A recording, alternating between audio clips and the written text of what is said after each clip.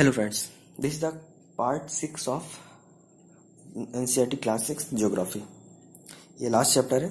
ये इस चैप्टर का नाम है India climate, it's climate, vegetation and wild life. ठीक है, ये इसका ऑप्शन है India climate, vegetation and wild life. तो इंडिया में जो नेचुरली वेजिटेशन पाया जाता है वो क्या होता है? नेचुरल वेजिटेशन है, यहाँ पे नेचुरल वेजिटेशन को भी कैसे डिफाइन करना हो तो उसको डिफाइन कर सकते हैं कि grasses, shrub and trees which grow on their own without interference और हेल्प फ्रॉम ह्यूमन बीइंग। ठीक है, जो इंसानों की मदद के बिना, इंसानों की इंटरफेरेंस के बिना जो घास या झाड़ियां या पेड़ जो ग्रो होते हैं उन्हें ही नेचुरल वेजिटेशन कहते हैं। इसका मतलब ये नहीं कि आप जैसे आप लोगों ने पेड़ लगा दिए हैं तो वो नेचुरल वेजिटेशन नहीं बोलेगा, वो मतलब उसको हमने लगाया है, वो इम्प्लीमेंट किया है तो इम्प्लीमेंट वेजिटेशन बोलेंगे। लेकिन नेचुरल वेजिटेशन जो अपने आप ग्रो होते हैं। ठीक है, तो नेचुरल वेजिटेशन के बारे में अगर कोई पूछे तो आप बोल सकते हैं कि grass, shrub and trees which grow on their own without interference और हेल्प फ्रॉम ह्यूमन बीइंग। ठीक है, अब इंडिया में वेजिटेशन कितनी तरह के होते हैं? तो इंडिया में वेजिटेशन की बात करें तो इंडिया में टोटल 5 तरह के वेजिटेशन होते हैं। पहला, tropical evergreen forest. Tropical evergreen forest जहाँ पे जो हमेशा एवरग्रीन होता है, जो मतलब कहीं पे उसमें आपको अंदर जाने पैसा लगेगा कि पत्तियां इस मौसम में गायब हैं, इस मौसम में हैं, तो मतलब ये एक उनका सिग्निफिकेंस होता है अलग अलग देखने का। तो एवरग्रीन में हमेशा वो फॉरेस्ट हमेशा एवरग्रीन, हमेशा उसमें पत्तियां दिखेंगी। दूसरा होता है deciduous forest, tropical deciduous forest में हर तरह के आपको पेड़ पौधे देखेंगे। तीसरा है थॉर्नी बुसेस, तो बुसेस से पता ही है जो झाड़ियों वाला है, जो नुकीली झाड़ियां, नागफनी टाइप में पौधे। चौथा है माउंटेन वेजिटेशन। माउंटेन्स पे कैसा वेजिटेशन होता है? हर तरह के माउंटेन्स पे मतलब जैसे आपका बर्फीले माउंटेन है तो वहाँ किस तरह होगा, या बर्फीले नहीं तो वहाँ पे किस तरह का माउंटेन होगा, माउंटेन पे कैसा वेजिटेशन होगा। और लास्ट है मैंग्रोव फॉरेस्ट। मैंग्रोव फॉरेस्ट जैसे आपके सुंदरबन डेल्टा के आसपास जो फॉरेस्ट होते हैं उन्हें मैंग्रोव फॉरेस्ट बोलते हैं।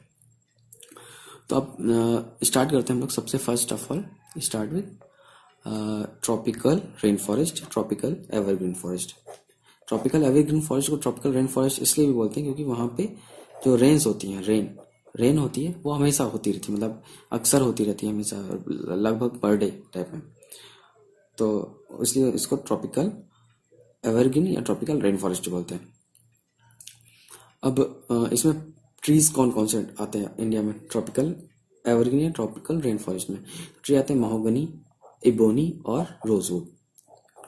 Mahogany, ebony and rosewood. Mahogany, ebony and rosewood are the trees which comes in a classification of tropical evergreen forest. ठीक है, ये वाले फॉरेस्ट पाए कहाँ जाते हैं? ये पाए जाते हैं अंडमान निकोबार में, अंडमान निकोबार आइलैंड में, नॉर्थ ईस्टर्न पार्ट में और narrow strip of western slope of western Ghat. तो ये मेन जगह है जहाँ पे ट्रॉपिकल रेन फॉरेस्ट पाए जाते हैं। ठीक है, तो पहले पेड़ की बात हो गई, तो पेड़ महोगनी, इबोनी और rosewood in tropical evergreen forest में इस तरह के पेड़ जनरली पाए जाते हैं। ऐसा नहीं कि सिर्फ यही पाए जाते हैं, इस तरह मेनली ये पेड़ पाए जाते हैं। ये और ट्रॉपिकल रेन फॉरेस्ट अवेलेबल कहाँ होते हैं? ये पाए जाते हैं अंडमान निकोबार में, क्योंकि वहाँ पे भी हमेशा पानी समय समय बरसता रहता है। नॉर्थ ईस्टर्न स्टेट तो आपने पढ़ाई है, मौसिनराम में सबसे ज़्यादा बारिश होती है, समय हमेशा होती रहती लगभग। तीसरा narrow strip of western slope of western Ghat. ठीक है, नेक्स्ट क्या है? It found in heavy rainfall areas. तो पता ही चला रेन फॉरेस्ट तो रेन का नाम तभी आएगा जब हैवी रेन हो रहा हो, तो एक ऑब्वियस है, लेकिन इसको मैंने मेंशन कर दिया जिससे ये कंफ्यूजन हो। ठीक है, नेक्स्ट क्या है? Forest, this forest is always green because of different tree sets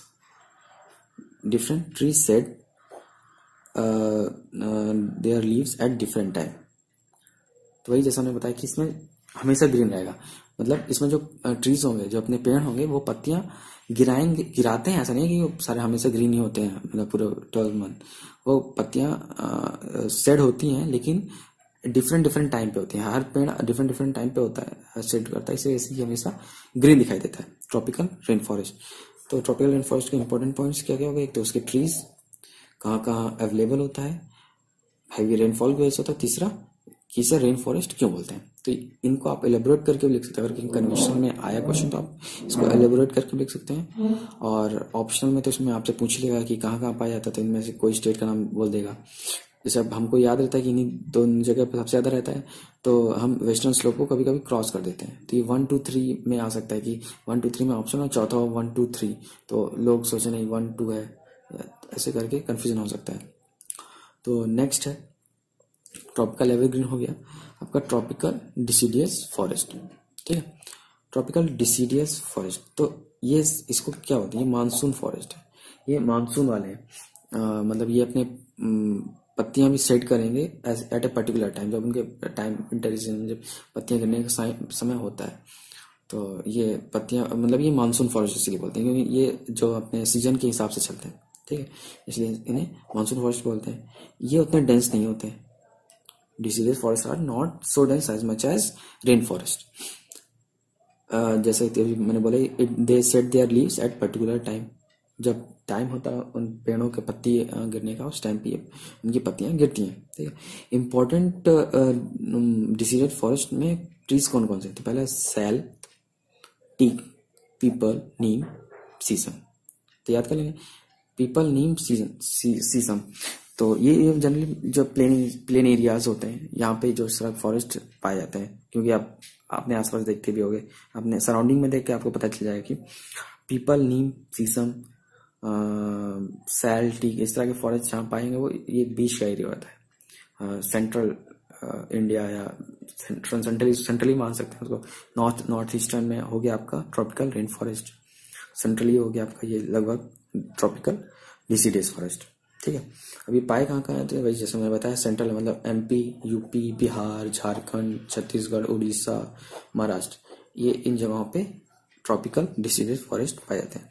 तो आपको ये जरूर पता होना कि हमने पढ़ा ट्रॉपिकल डिसीडियस फॉरेस्ट, तो ये इनको डिसीडियस फॉरेस्ट क्यों बोलते हैं, डिसीडियस फॉरेस्ट बोलते हैं मानसून के कारण, दूसरा ये डेंस कम होते हैं, तीसरा ये इनकी प्रॉपर्टी क्या है कि सेट अपनी पत्तियां सेट करते हैं एट ए पर्टिकुलर टाइम। ठीक है, कौन कौन से इसमें पेड़ आते हैं, ट्रीज कौन कौन से, sal, teak, peepal, neem and sheesham. Next उसमें कौन कौन से स्टेट में जनरली पाए जाते हैं, ऐसा नहीं कि सिर्फ इन्हीं में पाए जाते हैं, हो सकता है कुछ एरिया में राजस्थान के भी पाए जाते हैं, लेकिन ये मेनली इन एरिया में ही पाए जाते हैं। अब नेक्स्ट आता है, नेक्स्ट है अपना थॉर्नी बुशेस। ठीक है, थॉर्नी बुशेस, तो थॉर्नी नाम ही से पता चला मतलब नुकीली झाड़ियाँ। नुकीली झाड़ियाँ कहाँ पाएंगे, जहाँ पे पानी कम होगा। पानी कम कहाँ मिलता है, जहाँ पे रेगिस्तानी इलाका हो, ड्राई एरिया हो। ठीक है, तो इसकी प्रॉपर्टी तो है कि ये ड्राई एरिया में पाया जाता है। ठीक है, इसमें जो पत्तियां होती हैं वो स्पाइन मतलब एक कांटे की तरह होती हैं, कांटे के रूप में होती हैं, इसमें पत्तियां ज़्यादा नहीं होती। ठीक है, तो इसमें इनमें जो पत्तियां होती हैं द फॉर्म ऑफ स्पाइन होती है। क्यों होती है स्पाइन, क्योंकि अगर पत्तियां ज़्यादा होगी, बड़ी मतलब पत्तियां जैसे नॉर्मली होती हैं उसमें होगी, तो उसमें जो वाटर एब्जॉर्प्शन, वाटर इवेपोरेशन होगा ज़्यादा होगी, सरफेस एरिया ज़्यादा हो जाएगा, और स्पाइन में होगी तो वाटर लॉस कम होगा, वाटर इवेपोरेशन कम होगा। इस वजह से इसमें यहाँ पे स्पाइन फॉर्म में लीव्स होती हैं।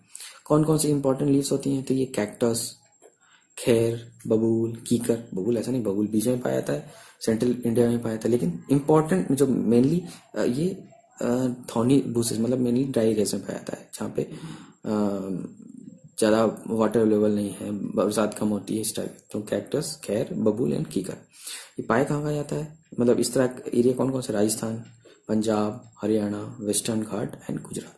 तो वेस्टर्न घाट देखिए यहाँ पे भी है, और वेस्टर्न घाट आपका ट्रॉपिकल रेन फॉरेस्ट में मिलता है।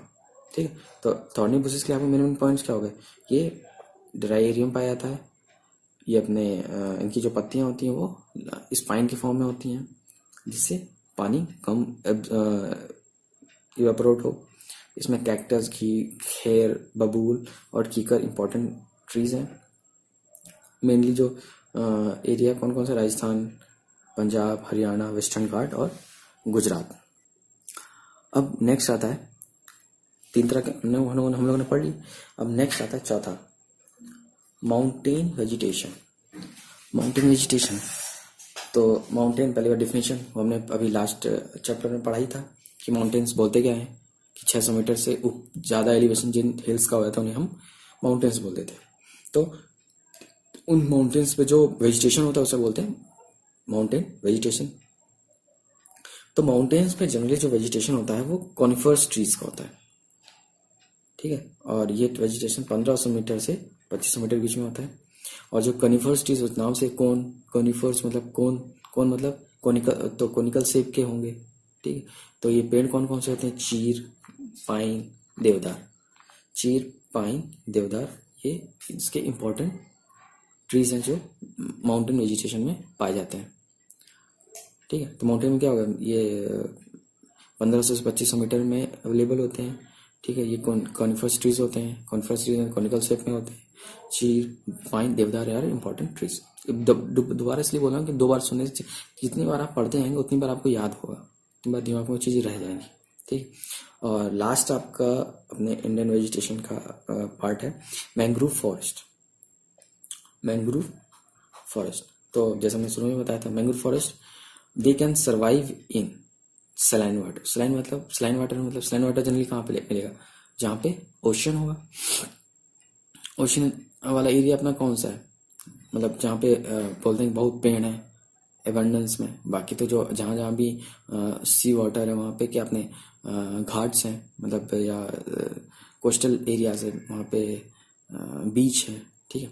लेकिन जो अपना बंगाल एरिया वहाँ पे जो समुद्र, वहाँ पे क्या है? वहाँ पे सुंदरबन डेल्टा है, वहाँ पे सुंदरवन है। तो वो वहाँ पे क्या है? वो वन इसी वही वन ही मैंग्रोव फॉरेस्ट है, ठीक है।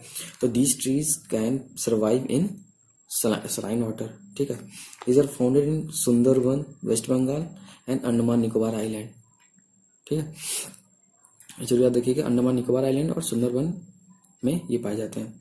और स्पीसीज क्या है? स्पीसीज सुंदरी है, मतलब मैंग्रोव फॉरेस्ट में जो स्पीसीज पाई, जैसे उसमें थी नेचुरलाइजेशन चीड़, पाइन, देवदार, ऐसे इसमें स्पीसीज है वो सुंदरी करके पेड़ों की स्पीसी है, वो ही यहाँ पाई जाती है। और इन्हीं सुंदरी की वजह से ही जो सुंदरबन एरिया है उसको मतलब वेस्ट बंगाल का जो सुंदरबन का डेल्टा वाला एरिया उसको सुंदरी एरिया बोलते हैं, मतलब सुंदरबन का डेल्टा बोलते हैं, सुंदरबन बोलते हैं फॉरेस्ट, ठीक है। तो ऐसे होगा आपका मैंग्रोव फॉरेस्ट भी हो गया। अब एक ऐसे ही मतलब इम्पोर्टेंट क्या है उसको आप पढ़ लीजिए, हो सकता है कोई आपसे किसी एग्जाम में पूछ ले कि माइग्रेटरी बर्ड जो होते हैं वो किस टाइम से किस टाइम के बीच में इंडिया में आते हैं। तो आते हैं दिसंबर टू मार्च के बीच में। तो इसको आप देख सकते हैं, जैसे आप इलाहाबाद में संगम पे जाइए तो आपको दिसंबर से मार्च के बीच में आपको वहाँ पे माइग्रेटरी बर्ड बहुत दिखेंगे। ऐसे ही आपको नवाबगंज एरिया है वहाँ दिखेंगे, और भी ऐसे काफ़ी एरिया है इंडिया में जहाँ पे माइग्रेटरी बर्ड आते हैं। तो आप जाके माइग्रेटरी बर्ड देख सकते हैं इस दिसंबर टू मार्च के बीच में। और वो माइग्रेटरी बर्ड कौन कौन से? Pelican, flamingo, Siberian crane, stork, pintail duck, curlew etcetera, कई तरह के हैं। तो ये सब माइग्रेटरी बर्ड कहलाते हैं, ओके। तो इस तरह आपका क्लास 6 का ज्योग्राफी का एनसीईआरटी फिनिश हो गया। इसके बाद नेक्स्ट लेक्चर से हम लोग क्लास 7 चालू करेंगे। लेकिन इससे पहले आप इसके सारे लेक्चर जो 7 पार्ट है, 7वां पार्ट है, आप एक पढ़ जरूर लीजिएगा, क्योंकि उसको पढ़ने के बाद ही आपको 7th में वो चीज़ें आएंगी। हो सकता है वो चीज़ कुछ चीज़ें स्किप कर दी जाती है, क्योंकि जो आप पढ़ चुके हैं उसको दोबारा पढ़ने का कोई मतलब नहीं, टाइम वेस्ट है। तो एक बार प्रीवियस वाला रिवाइज जरूर कर लें।